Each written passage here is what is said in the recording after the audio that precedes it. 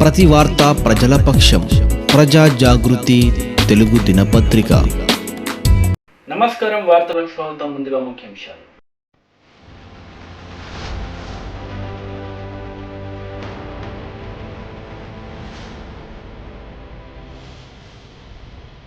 GHMC భారీ ట్రక్కులను ప్రారంభించిన మంత్రి కేటీఆర్.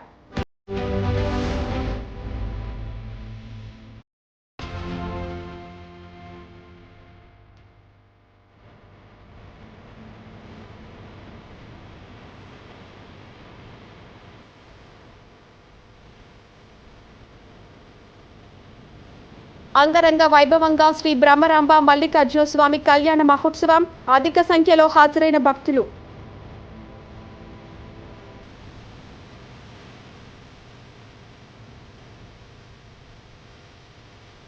సక్సెస్ఫుల్ స్టార్టప్ అంటే తెలంగాణ రాష్ట్రమని మంత్రి కేటీఆర్ అన్నారు. తెలంగాణలో మౌలిక సౌకర్యాల కల్పనకు అధిక ప్రాధాన్యం ఇస్తున్నామని స్పష్టం చేశారు. బేగంపేటలోని గ్రౌండ్ కాకతీయలో నిర్వహించిన CII సమావేశానికి మంత్రి కేటీఆర్ ముఖ్య అతిథిగా హాజరై ప్రసంగించారు. In exactly 7.5 years in Telangana, when we started our journey, I'll just give you 3 numbers. The first thing is our per capita income. When we started our journey in 2014 in June, 2nd of June 2014, the per capita income of the state of Telangana was 1,24,000 rupees. And today, 7.5 years later, and this is not me, these numbers are not mine. These numbers are of the Ministry of Statistics and Program Implementation, Government of India. According to them, the per capita income of Telangana today is 2,78,000 rupees. A growth of 125% from 1,24,000 to 2,78,000 rupees. And the other number I'll share with you. The GSDP, the size of the GSDP, the gross state domestic product, back in 2014 June, was 5 lakh crores, Telangana, 4.9 lakh crores to be precise. And today, again, according to Government of India statistics, the current GSDP size of the state of Telangana is 11.54 lakh crores, 130% growth. This goes to show you how the state has been able to do exceedingly well in terms of all indicators. The other interesting statistic I would like to put forward, and I have to correct Mr. Bagla here. Mr. Bagla said, Deepak ji, आपने कहा कि हम लोग छठे हैं rank में contribution towards Indian economy. Sir, RBI would like to differ, not me.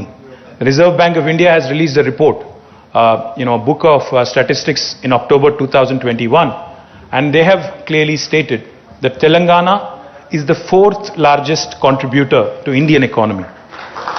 We are 11th largest in terms of geographical size. We are 12th largest in terms of population. But we are the 4th largest in terms of contribution. Our population in India as a state is 2.5%. But our contribution to GDP of India is 5%. So that is literally Telangana punching above its weight. Double the size, in fact. So that goes to show you why I call Telangana the most successful startup of independent India. GHMC భారీ ట్రక్కులను ప్రారంభించారు మంత్రి కేటీఆర్. పలు అంశాలపై ఆయన మాట్లాడారు. చెత్తని నేరుగా అందులోకి తీసుకొని ట్రాన్స్ఫర్ స్టేషన్కి తరలించే వీలు ఉంటుంది. అందులో ఒక 20 ఈరోజు లాంచ్ చేస్తున్నాం.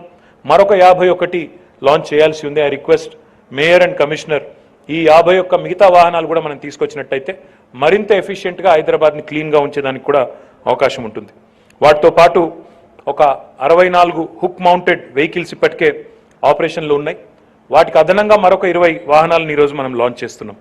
సిలిండ్రికల్ స్టాటిక్ కంటైనర్స్ ఇప్పటికే మనం పోయిన సంవత్సరమే ఒక 76 లాంచ్ చేసుకున్నాం. మరి ఈరోజు మరొక 20 లాంచ్ చేస్తూ ఉన్నాం. ఇక్కడ ఒక ముఖ్యమైన విషయం చెప్పాలి నేను.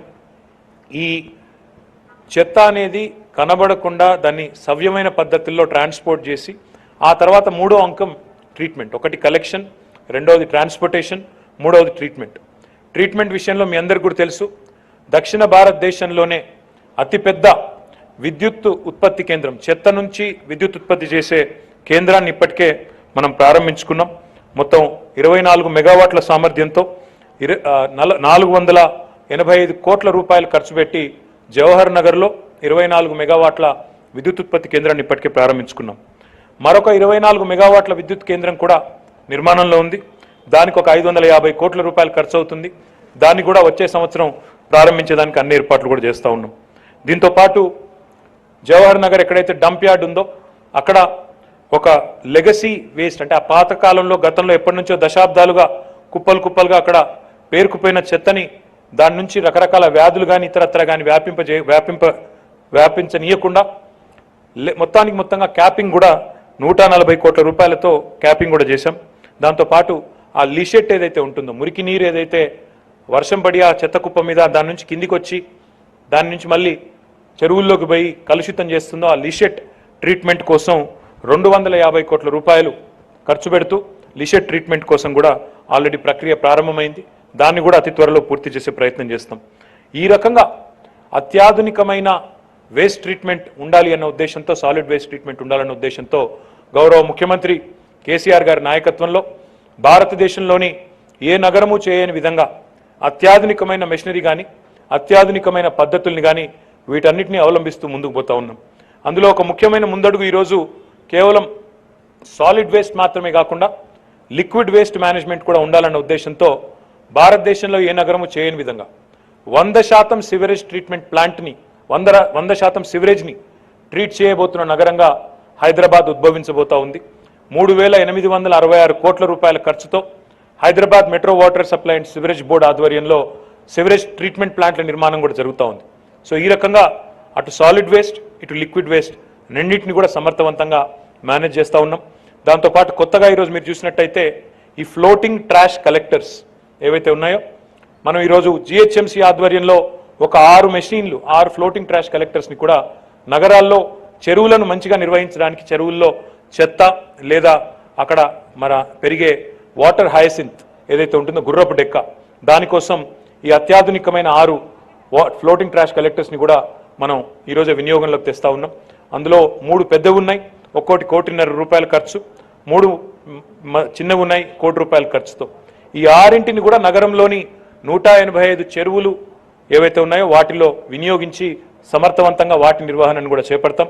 ఒకవైపు సివరేజ్ ట్రీట్మెంట్ చేయడం, మరొక వైపు ఫ్లోటింగ్ ట్రాష్ కలెక్టర్స్ ద్వారా నగరంలోని మంచి చెరువులను కూడా మంచిగా మెయింటైన్ చేయాలన్న ఉద్దేశంతో అటు సాలిడ్ వేస్ట్ కానీ ఇటు లిక్విడ్ వేస్ట్ కానీ అత్యాధునికమైన పద్ధతుల్లో మెయింటైన్ చేస్తూ హైదరాబాద్ విశ్వనగరం కావాలి అనే గౌరవ ముఖ్యమంత్రి గారి ఆశయం ఏదైతే ఉందో దానిని నెరవేర్చే దిశగా ముందుకు సాగుతున్న మా జిహెచ్ఎంసీ మేయర్ గారికి, జిహెచ్ఎంసీ కమిషనర్ గారికి, నగర మంత్రివర్యులు తలసాని శ్రీనివాస్ యాదవ్ గారికి, అదేవిధంగా మహమ్మద్ మహమూద్ అలీ గారికి, మా జిహెచ్ఎంసీ సిబ్బంది జోనల్ కమిషనర్లు ఇంకా మొత్తం సిబ్బంది అందరికీ కూడా పేరు పేరున హృదయపూర్వకమైన ధన్యవాదాలు తెలియజేస్తూ ఈ కార్యక్రమానికి విచ్చేసిన పాత్రికేయ మిత్రులకు కూడా ధన్యవాదాలు తెలియజేస్తూ నమస్కారాలు. జై తెలంగాణ. ఏ నగరానికైనా 2 రకాల ముఖ్యమైన వ్యర్థాలు ప్రతిరోజు కూడా ఉత్పత్తి అయితే అది మీ అందరికీ కూడా తెలిసిందే. సాలిడ్ వేస్ట్ ఉంటుంది, లిక్విడ్ వేస్ట్ ఉంటుంది.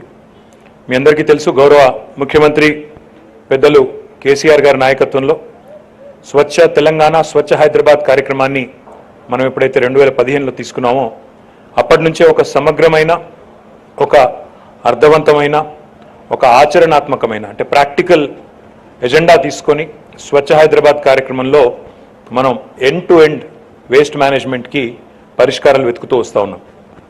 2013-14 ఆ ప్రాంతంలో మన హైదరాబాద్ నగరంలో ప్రతిరోజు 2,500 మెట్రిక్ టన్నుల చెత్త ఉత్పత్తి అయ్యేది.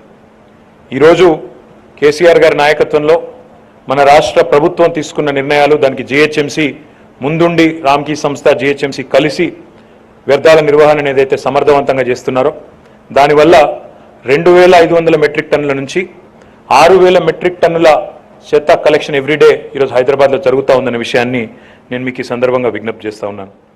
మీ అందరికీ తెలుసు సాలిడ్ వేస్ట్ మేనేజ్మెంట్లో 3 అంకాలు ఉంటాయి, 3 భాగాలు ఉంటాయి. ఒకటి door to door collection, transportation, primary collection ఏదైతే ఉంటుందో దానికి సంబంధించి ఎఫిషియెంట్గా మనం డోర్ టు డోర్ కలెక్షన్ జరగాలి, ప్రజలకి మేలు జరగాలి, పట్టణం పరిశుభ్రంగా ఉండాలన్న ఉద్దేశంతో ఈరోజు మొత్తం నగరంలో 4,500 స్వచ్ఛ ఆటో టిప్పర్లని మనం ఎంగేజ్ చేయడం జరిగింది. అందులో 2,500 హైదరాబాద్ స్వచ్ఛ హైదరాబాద్ కార్యక్రమాన్ని ముఖ్యమంత్రి గారు ప్రారంభించినప్పుడు 2015లో తీసుకున్నాం. మరొక 650 స్వచ్ఛ ఆటోలని పోయిన సంవత్సరం మార్చి 25 నాడు ప్రారంభించుకున్నాం. అదేవిధంగా మరొక 1350 స్వచ్ఛ ఆటోలని పోయిన సంవత్సరం డిసెంబర్లో 13 డిసెంబర్ నాడు ప్రారంభించుకున్నాం. ఆ రకంగా మొత్తంగా 4500 స్వచ్ఛ ఆటోలను ఈరోజు హైదరాబాద్ నగరంలో చెత్త కలెక్షన్ కోసం మనం వాడుతూ ఉన్నాం. ఇవి కాకుండా మరొక 400 ఆటోలు కూడా దాదాపు ఇంకో నెల రోజుల్లో రాబోతూ ఉన్నాయి. అవి వచ్చినట్టయితే దాదాపు 5000 స్వచ్ఛ ఆటోలతో హైదరాబాద్లోని 150 జిహెచ్ఎంసీలోని 150 డివిజన్స్ ఏవైతే ఉన్నాయో వాటికి డోర్ టు డోర్ కలెక్షన్ మరింత ఎఫిషియెంట్గా మరింత సమర్థవంతంగా చేసేదానికి అవకాశం ఉంటుంది. దీని తర్వాత ఒకసారి ప్రైమరీ కలెక్షన్ అయిన తర్వాత మనం ఆ చెత్తని సెకండరీ కలెక్షన్ అండ్ ట్రాన్స్ఫర్ పాయింట్స్కి మనం ట్రాన్స్ఫర్ చేస్తాం. హైదరాబాద్లో నేను చిన్నప్పటి నుంచి చూస్తూ ఉన్నాను. ఆ చెత్త బండ్లు రోడ్డు మీద అంతా చెత్త వెదజల్లుతూ తిరిగిపోయే బండ్లు ఎప్పుడు కనబడుతూ ఉండేది. అట్లా కాకుండా ఒక విశ్వనగరంగా హైదరాబాద్ ఎదగాలి అంటే ఆధునికమైన వ్యవస్థ ఉండాలి అన్న ఉద్దేశంతో ఈరోజు మీ కళ్ళ ఎదురుగా కనబడుతున్న ఈ బండ్లని ఏవైతే మనం రిఫ్యూజ్ కాంపాక్టర్లు కానీ అదే రకంగా ఈ మన హుక్ మౌంటెడ్ వెహికల్స్ కానీ సిలిండ్రికల్ స్టాటిక్ కంటైనర్స్ కానీ వీటన్నిటిని కూడా మనం అందుబాటులోకి తీసుకొని వచ్చినాం. దీనివల్ల ఒక వాహనం నుండి బయటికి చెత్త అనేది కనబడకుండా చెత్త అనేది పడకుండా ఒక మోడర్న్ ఎదిగిన దేశాల్లో వృద్ధి చెందిన దేశాల్లో ఫస్ట్ వరల్డ్ కంట్రీస్లో ఎట్లాంటి మరి ట్రాన్స్పోర్టేషన్ అయితే ఉంటుందో ఆ రకమైన ఏర్పాట్లు మనం ఈరోజు హైదరాబాద్లో కూడా చేసుకుంటా ఉన్నాం. మీరు చూసినట్టయితే ట్రాన్స్ఫర్ స్టేషన్లు మనకి ఒక 17 ట్రాన్స్ఫర్ స్టేషన్లు ఉన్నాయి ప్రస్తుతం హైదరాబాద్లో. వాటిలో 11ని ఇప్పటికే ఆధునీకరించినాం. మరొక 4 ప్రస్తుతం ఆధునికీకరణ మోడర్నైజేషన్ జరుగుతూ ఉంది. ఇంకా ఒక 2 కూడా స్టార్ట్ చేయాల్సి ఉంది. I request commissioner and mayor ఈ 17కి 17ను కూడా అతి త్వరలో 100% మోడర్నైజ్ చేసేసి ఆ చుట్టుపక్కల నివసించే ప్రజలకు కూడా ఎట్లాంటి దుర్గంధం కానీ ఎట్లాంటి ఇబ్బంది కానీ రాకుండా చూడవలసిన బాధ్యత కూడా మన మీదనే ఉందని చెప్పి నేను మేయర్ గారిని కమిషనర్ గారిని కోరుతా ఉన్నాను. అదే మాదిరిగా మన ప్రైమరీ కలెక్షన్తో పాటు ట్రాన్స్ఫర్ స్టేషన్లతో పాటు secondary collection and transfer points అంటే ఒక ఇంటి నుండి చెత్త తీసుకొని ట్రాన్స్ఫర్ స్టేషన్కి పోవాలి అంటే అప్పుడప్పుడు ఆ ట్రాన్స్ఫర్ స్టేషన్ కొద్దిగా దూరం ఉండడం వల్ల, ఎందుకంటే హైదరాబాద్ 675 స్క్వేర్ కిలోమీటర్ల నగరం, ఇక్కడ 17 మాత్రమే ట్రాన్స్ఫర్ స్టేషన్లు ఉంటే సరిపోవు అనే ఉద్దేశంతో సెకండరీ కలెక్షన్ ట్రాన్స్ఫర్ పాయింట్స్ పెట్టినాం. ఆ సెకండరీ కలెక్షన్ ట్రాన్స్ఫర్ పాయింట్స్ కూడా మొత్తం 95 పాయింట్స్లో అంటే మొత్తం 150 డివిజన్లు ఉంటే ఒక 95 పాయింట్స్ పెట్టినట్టయితే అప్పుడు ఆటో ఎక్కువ దూరం ప్రయాణం చేయాల్సిన అవసరం లేకుండా ఆ ఆటో కూడా ఎక్కువ ట్రిప్పులు తిరిగి మరింత ఎఫిషియెంట్ మనం చెత్త కలెక్షన్కి వీలవుతుందన్న ఉద్దేశంతో 95 secondary collection and transfer points కూడా ఏర్పాటు చేసుకున్నాం. అందులో అక్కడే ఏ ప్రాంతంలోనైతే ఉంటాయో స్టాటిక్గా ఫిక్స్డ్ అంటే stationary collection and transfer points ఏమో 24, వాటితో పాటు mobile collection and transfer points అంటే ఇలా ఇప్పుడు ఈరోజు ఒక 20 బండ్లు అట్లాంటివి లాంచ్ చేస్తూ ఉన్నాం. వాటికి హుక్ ఉంటుంది, లిఫ్ట్ ఉంటుంది. ఆటో నుంచి తీసుకొచ్చిన చెత్తని నేరుగా అందులోకి తీసుకొని ట్రాన్స్ఫర్ స్టేషన్కి తరలించే వీలుంటుంది. కామారెడ్డి జిల్లా బాన్స్వాడ మండలం దుర్కి గ్రామ పరిధిలోని శ్రీ సోమలింగేశ్వర దేవాలయంను సందర్శించారు పోచారం శ్రీనివాస్ రెడ్డి. స్వయంభూ లింగంకు పూజలు చేసిన తెలంగాణ రాష్ట్ర శాసనసభాపతి పోచారం శ్రీనివాస్ రెడ్డి పూజలో పాల్గొన్నారు. DCCB chairman Pocharam Bhaskar Reddy, TRS నాయకులు పోచారం సురేందర్ రెడ్డి, ప్రజాప్రతినిధులు.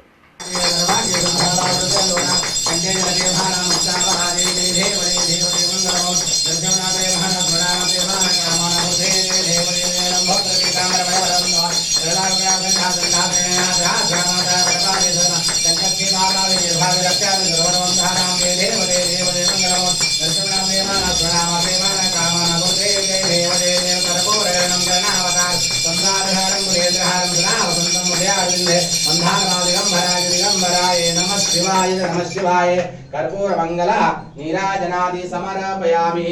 ओम श्री सोमलिंगेश्वर देवताभ्यो नमो नमः. ओम श्री महागणाधिपते नमो नमः. श्री विघ्नेश्वर देवताभ्यो नमः. अतः श्री पार्वती परमेश्वरी माता देवता. ओम श्री नंदीश्वर बसवेश्वर देवताभ्यो नमो नमः. हरि ओम. शिवाजोरम देवार्ता विष्णुभ्यो नमो भगवते वहं देवार्ते. ओम नमो भगवते नमो भगवते वहं देवा नमो नमः. अतः शिवाजो नमस्तु.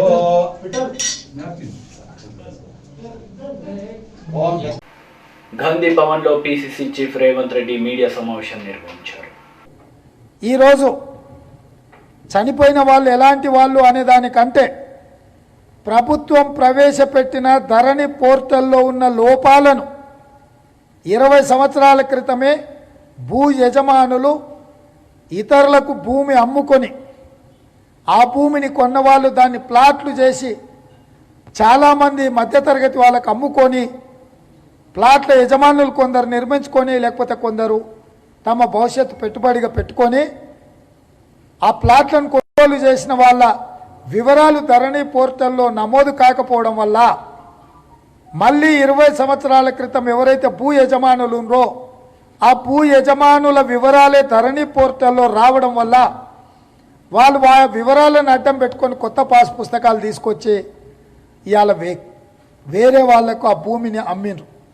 ఆ భూమిని కొనుగోలు చేసిన వాళ్ళు భూమిలో ప్రహారీ నిర్మించుకొని అక్కడ ఉండడం వల్ల ప్లాట్ల యజమానులకు కొత్తగా భూమి కొనుగోలు చేసిన వాళ్ళ మధ్యలో భూ వివాదాలు రగలి నిన్న ఒప్పందం హత్యలకు దారితీసింది. దీనికి ప్రధాన కారణం రాష్ట్ర ప్రభుత్వం, ముఖ్యమంత్రి కేసీఆర్ గారు, చీఫ్ సెక్రటరీ సోమేష్ కుమార్ గారు ఇద్దరు కలిసి చాలా మేధోమదనం చేసి ప్రవేశపెట్టిన ధరణి పోర్టల్లో ఉన్న భూలోపాల వల్ల, వివరాల లోపాల వల్ల, ప్రభుత్వ తప్పుడు నిర్ణయాల వల్ల వెనక ముందు చూసుకోకుండా రెవెన్యూ అధికారులు అమ్ముకున్న భూములకే తిరిగి పాత యజమానులకు పాస్బుక్లు ఇవ్వడం వల్ల నిన్న అత్యంత దారుణమైన హత్యలు హైదరాబాదు నగరంలో జరిగినాయి. ఔటర్ రింగ్ రోడ్డులో భూమి పోతుందని ఒకరి ఆత్మహత్య, పాత భూ యజమానులకు మళ్ళీ ధరణి పోర్టల్లో వివరాలు నమోదు చేయడం వల్ల ఇలాంటి చాలా వివాదాలు ఈరోజు ఈ రాష్ట్రంలో ఉన్నాయి. దీనికి కారణం కేసీఆర్ ఏమి చెప్తే అది సంతకం పెట్టే అధికారులు ఈ ధరణి పోర్టల్ను అడ్డం పెట్టుకొని హైదరాబాదు చుట్టుముట్టూతో ఉన్న నిజాం కాలం నాటి భూముల యొక్క వివరాలను గోల్మాల్ చేయడం ద్వారా వేలాది ఎకరాలకు భూ కుంభకోణానికి రాష్ట్ర ప్రభుత్వం పాల్పడాలన్న ఆలోచనతోటి 1954-55 కాస్రా పానీల నుంచి ఈ రోజు వరకు ఉన్న పహానీలను, వాటికి సంబంధించిన రికార్డులను తహసీల్దార్ కార్యాలయం నుంచి తరలింపు పేరు మీద ఆర్టీఓ కార్యాలయాలలో భద్రపరుస్తున్నామనే నెపం మీద సచివాలయాన్ని తరలింపు పేరు మీద సిటీ చుట్టుముట్టుతో ఉన్న లక్షలాది ఎకరాలకు సంబంధించిన భూముల వివరాలు గోల్మోల్ జరిగింది. ఇందులో వేలాది ఎకరాలు కేసీఆర్ ఆయన కావలసిన వ్యక్తులు ఆక్రమించుకోవడానికి ఒక ప్రణాళికబద్ధంగా సోమేష్ కుమార్ అనే చీఫ్ సెక్రటరీ ఆఫ్ తెలంగాణ విధానపరమైన నిర్ణయాలలో వాళ్ళకి సహకరించడానికి ఈ ధరణి పోర్టల్ని అడ్డం పెట్టుకున్నారు. ఇవాళ మేము ఏదైతే బీహార్కు సంబంధించిన ఐఏఎస్ ఐపీఎస్ అధికారులను అడ్డం పెట్టుకొని తెలంగాణ మీద ఆధిపత్యం సాధించి తెలంగాణ పరిపాలనలో వేలాది కోట్ల రూపాయల భూ కుంభకోణాలకు పాల్పడి కేసీఆర్ ఆస్తులు అంతస్తులు పదికం చేసుకొని మూడోసారి మళ్ళీ అధికారం కోసం కూడా రాజకీయ వ్యూహకర్తను బీహార్ నుంచి తెచ్చుకున్నాడని మేము ఏదైతే ఆరోపణ చేసినామో నిన్న జరిగిన భూ హత్యలలో ధరణి పోర్టల్ పాత్ర, సోమేష్ కుమార్ నిర్ణయాల వల్ల జరిగిన. సంగారెడ్డి జిల్లా అమీన్పూర్ మున్సిపాలిటీ పరిధిలోని బీరంగూడ గుట్టపై కొలువుతీరిన శ్రీ బ్రహ్మరాంబ మల్లికార్జున స్వామి కళ్యాణ మహోత్సవం అంగరంగ వైభవంగా జరిగింది. మహాశివరాత్రి పురస్కరించుకుని బీరంగూడ బ్రహ్మరాంబ మల్లికార్జున స్వామి దేవాలయంలో 2వ రోజైన బుధవారం అంగరంగ వైభవంగా కన్నుల పండుగగా స్వామివారి కళ్యాణ మహోత్సవం నిర్వహించారు. అమీన్పూర్ మున్సిపల్ చైర్మన్ తుమ్మల పాండు రంగారెడ్డి దంపతులు, ఆలయ కమిటీ చైర్మన్ ఏనుగు తులసిరెడ్డి దంపతులు, ఆలయ ధర్మకర్తలు కళ్యాణంలో పాల్గొన్నారు. ఈ కార్యక్రమానికి ముఖ్య అతిథిగా పటాన్చెరు ఎమ్మెల్యే గూడెం మహిపాల్ రెడ్డి సతీమణి గూడెం యాదమ్మారెడ్డి హాజరయ్యారు. ఆలయ ప్రధాన అర్చకులు ప్రహ్లాదు సంగమేశ్వర ఆధ్వర్యంలో శ్రీ బ్రహ్మరాంబిక మల్లికార్జున స్వామి వారి కళ్యాణ మహోత్సవం వైభవంగా జరిగింది. 3 రోజుల పాటు నిర్వహించనున్న మహాశివరాత్రి ఉత్సవాలు ప్రశాంత వాతావరణంలో కొనసాగుతున్నాయని వారు తెలిపారు. ఈ కార్యక్రమంలో Ameenpur municipality vice chairman Narasimhagoud దంపతులు, ఆలయ కమిటీ చైర్మన్ తులసిరెడ్డి, అమీన్పూర్ మండల ఎంపీపీ దేవానంద్, మున్సిపాలిటీ కౌన్సిలర్లు తదితరులు పాల్గొన్నారు. ఆ తర్వాత 15 చెప్తుంది అమ్మవారు. ఆమెను ఆ పరమశివుడు ఆయా చలములు అచలము అంటే పర్వతం, నీరు నగము, గంధమాధవ పర్వతము, హిమవంతము. శివుడికి కుమారుడు జన్మిస్తాడు కనుక దేవతలందరూ మన్మథుడిని పంపిస్తారు. ఆ మన్మథుడి యొక్క బాణములు అరవిందం, అశోకం, శోకం, నవమల్లిక, నిరుత్తమములే పంచబాణములు. ఒక బాణము వేయగానే పరమశివుడు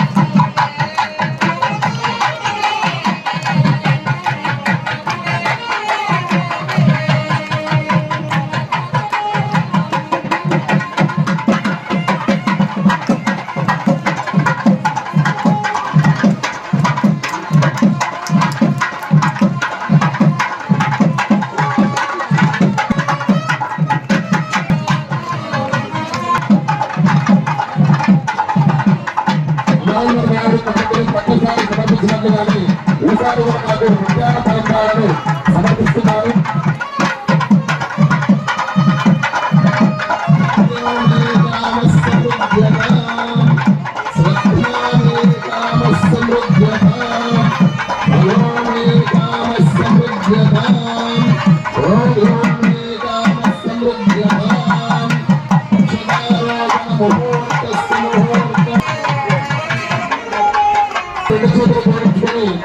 నమస్కారం చేసుకోవాలి. విద్యాకాండాలు సమర్పించడం జరుగుతుంది.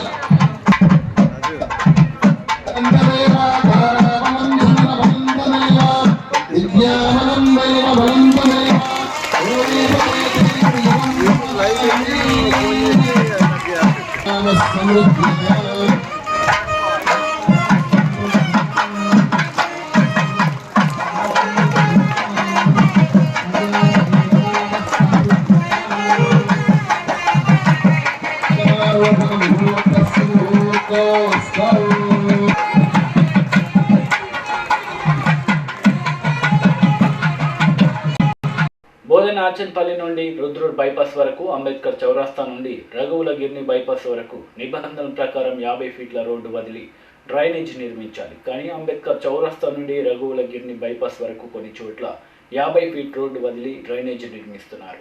కొన్ని చోట్ల 40 ఫీట్లు వదిలి డ్రైనేజ్ నిర్మిస్తున్నారు. దీంతో కాంగ్రెస్ శ్రేణులు అభ్యంతరం వ్యక్తం చేశారు.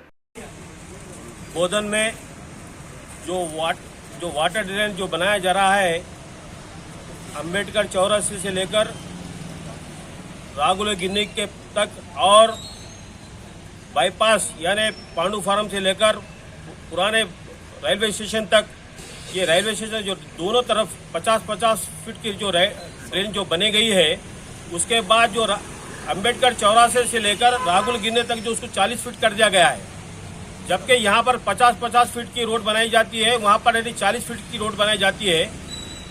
और आने वाले दिनों में ट्रैफिक बढ़ने वाली है और पॉपुलेशन बढ़ रहा है और वहाँ पर यानी बिल्कुल यानी गुंजान आबादी है और वहाँ पर कई दवाखाने हैं और स्टेट हाईवे है, नांदेड़ जाने वाली राह है और स्टेट ये हाईवे है और ओल्ड बस स्टैंड है, दवाखाने हैं, पुराना हमारा दवाखाना है, वहाँ पर कई शिव मंदिर है और हनुमान टेम्पल है जलाल बुखारी की, यानी वो रोड के ऊपर बहुत ज्यादा ट्रैफिक होने के बावजूद भी वहां पर 40 फीट की रोड कर दिया जा रहा है। यह सरासर बोधन के अवाम के साथ नाइंसाफी हो रही है। जैसा जैसा बोधन तरक्की करते जाएगा, जैसे जैसा पॉपुलेशन बढ़ते जाएगा, उसी तरह से इन्हें रोडों को वाइड करने का इन्हें तरीका अपनाना चाहिए, बल्कि उसको कम कर दिया जा रहा है। ये बिल्कुल किसी न किसी का इन्हें बिल्कुल ऊपर का एक हाथ है और किसी न किसी का प्रेशर है, किसी न किसी को नजर में रखते हुए इस रोड को कम कर दिया जा रहा है। आने वाले दिनों में इन रोडों के ऊपर एक्सीडेंट होने के इम्कान है और हर एक घर में 2-2 मोटरसाइकिल है, एक कार है, जबकि ट्रैफिक यहाँ पर बढ़ चुकी है। उसके बावजूद भी इस ट्रैफिक को मद्देनजर रखते हुए भी यहाँ पर रोड को बिल्कुल कम कर दिया जा रहा है। ये बिल्कुल सरासर गलत है। मैं सरकार और वहाँ पर सरकारी दवाखाना है, अगर खुदा न खास्ता वहाँ पर एम्बुलेंस चलते रहते, किसी की डिलीवरी हो गई, किसी को एक्सीडेंट हो गया, तो उसको पहुंचाने का भी काम उसको जरूरी हो जाता है। इन सब हालात को देखते हुए भी यहाँ के अहदेदार ने वहाँ के 40 फीट का वहाँ पर वाइडन जो कर रहे हैं, बिल्कुल नाइंसाफी है, बोधन की आवाम के साथ नाइंसाफी है। हम कलेक्टर साहब से गुजारिश करते हैं, इस मंच से कलेक्टर साहब की गुजारिश करते हैं, इस वाइडन रोड को फिर से एक बार कंसिडरेशन करके 50 फीट को रोड बढ़ाने की जरूरत है। अगर नहीं बढ़ाए तो कांग्रेस पार्टी इसके खिलाफ धरना मुनज़्ज़म करेंगे, धरना बैठेंगे और ये जो काम कर रहे हैं उसको रोक कर रहेंगे। इतना कहते हुए कांग्रेस पार्टी जिंदाबाद कहता हूँ। వార్తలు ముగించే ముందు ముఖ్యాంశాలు మరోసారి.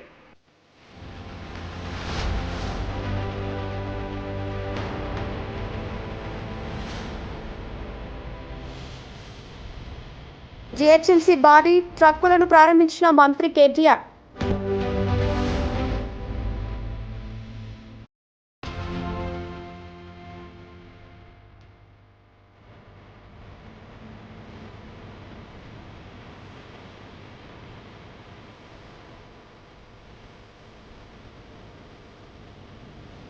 అంగరంగ వైభవంగా శ్రీ బ్రహ్మరాంబ మల్లికార్జున స్వామి కళ్యాణ మహోత్సవం. అధిక సంఖ్యలో హాజరైన భక్తులు.